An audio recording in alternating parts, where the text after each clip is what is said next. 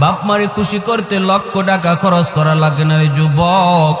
মারে বাবারে খুশি করতে বোয়াল মাছ খাওয়ানো লাগে না।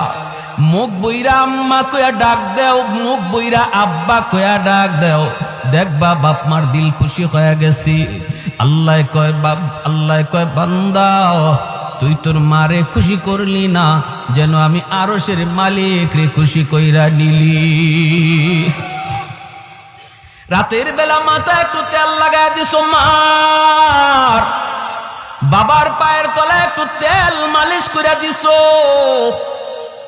ওই রাতে যদি তোমার মরণ হয়, মায়ের নবীর সুসংবাদ তোমার ব্যাপারে, যত বড় গুনাহগার তুমি হও না কেন,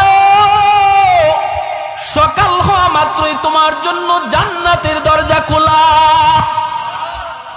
সকাল হওয়া মাত্রই জান্নাতের দরজা খোলা। আর একজন যদি জীবিত থাকে, একজনকে খুশি করো, একটা জান্নাতের দরজা তোমার জন্য খোলা। এরপরে নবী বলেন, আমান আসবাহা গাসিয়ান লিল্লাহি ফি ওয়ালিদাইহি আসবাহা লাহু বাবান মাফতুহান মিনান নার।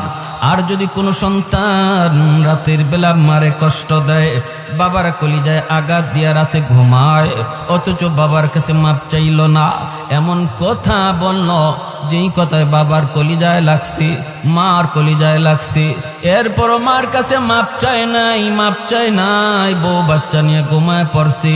মায়ার নবী দয়ার নবী বলেন, তুমি যত বড় হাজি সাবার নামাজি হও, সকাল হওয়া মাত্রই তোমার জন্য জাহান্নামের দুইটা দরজা খোলা।